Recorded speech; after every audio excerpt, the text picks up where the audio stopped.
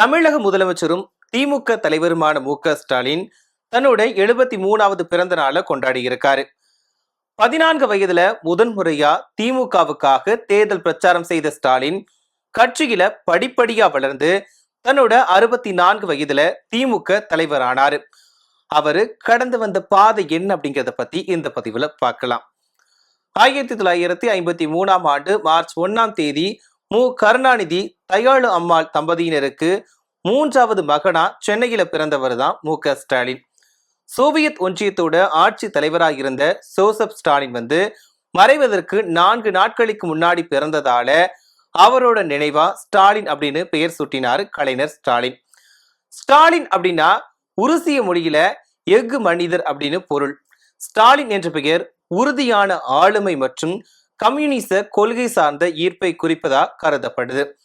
ஆரம்பத்துல இவருக்கு ஐயாதுரை அப்படின்னு பெயர் வைக்க நினைச்சாலும் ஸ்டாலின் மறைவு காரணமா அந்த பெயர் மாற்றப்பட்டுச்சு.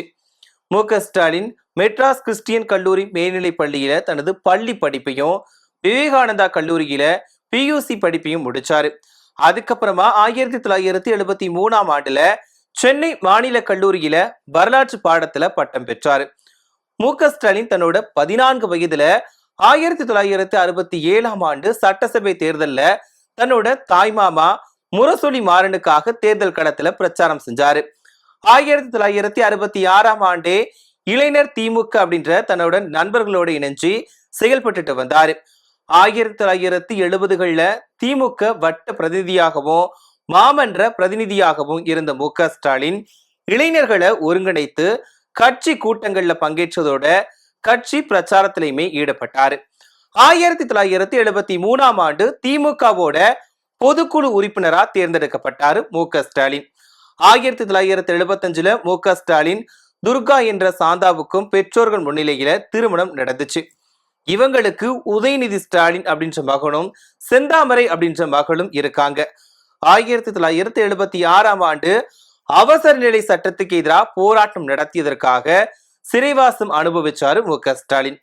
1980ஆம் ஆண்டு திமுக இளைஞரணி அதிகாரப்பூர்வமா தொடங்கப்பட்ட நிலையில 1982ஆம் ஆண்டு திமுக இளைஞர் அணியோட அமைப்பாளர் ஆனாரு. 1984ஆம் ஆண்டு முதன்முறையா சென்னை 1000 விளக்கு தொகுதியில போட்டியிட்டு தோல்வி அடைஞ்சாரு மு.க.ஸ்டாலின். மறுபடியும் 1989ல அதே தொகுதியில போட்டியிட்டு வெற்றி பெற்றாரு. 1990ஆம் ஆண்டு திமுக ஆட்சி கலைக்கப்பட்டதால 5 ஆண்டுகள் முழுமையா எம்எல்ஏ பதவியை அவர் வகிக்க முடியாம போச்சு. 1991ஆம் ஆண்டு 1000 விளக்கு தொகுதியில போட்டியிட்டாரு. ஆனா வெற்றி பெறல. 1996 சட்டமன்ற தேர்தலில் அதே தொகுதியில வெற்றி பெற்றாரு.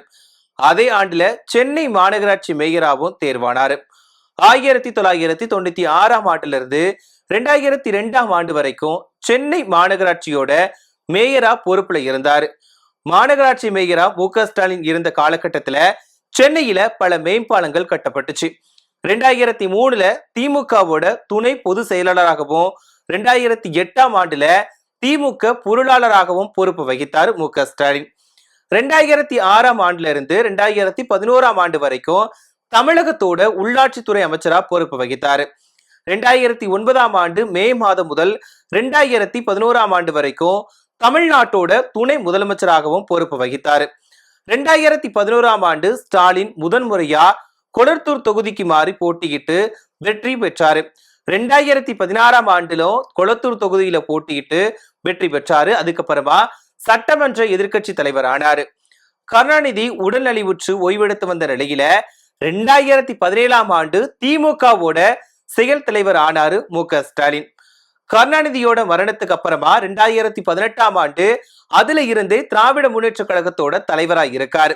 2021 சட்டமன்ற தேர்தல்ல திமுக தனி பெரும்பான்மையோட வெற்றி பெற்ற நிலையில முதன்முறையா தமிழ்நாட்டோட முதலமைச்சரா பொறுப்பு பெற்றாரு. முதல்வரா பொறுப்பேற்று 5 ஆண்டுகளை நிறைவு செஞ்சிருக்காரு மு.க.ஸ்டாலின். இப்போ 73 வயதாகும் ஸ்டாலின் தன் அரசியல் வாழ்க்கையில எத்தனையோ போராட்டங்களை எதிர்கொண்டிருந்தாலுமே மிசா கைதியா சிறையில் அனுபவிச்ச கொடுமைகள் தான் அவரோட அரசியல் வாழ்க்கையோட அடித்தளமா பார்க்கப்படுது. சிறையில அடி உதைப்பட்டு அரசியல் களத்துல சோதனைகளை கடந்த மு.க.ஸ்டாலின் இன்னைக்கு வெற்றிகரமா தலைவரா உயர்ந்து நிற்கிறாரு. கருணாநிதி மகன் அப்படிங்கிறதுனாலயே இந்த இடத்துக்கு ஸ்டாலின் வந்திருக்காரு அப்படின்ற விமர்சனம் தவிர்க்க முடியாதது அப்படின்னு சொன்னா கூட இந்த உயரத்தை ஸ்டாலின் எட்டியதற்கு அவரோட உழைப்பும் தியாகமும் மிக முக்கியம் அப்படிங்கிறத யாராலையும் மறுக்கவே முடியாது.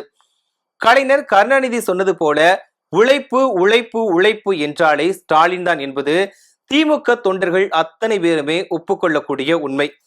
காலையில சென்னையில கள ஆய்வு, மாலையில மதுரையில மாநாடு, இராத்திரியில திருநெல்வேலியில கட்சியரோட ஆலோசனை அப்படின்னு இப்போதுமே சுழன்றுகிட்டு வராரு ஸ்டாலின்.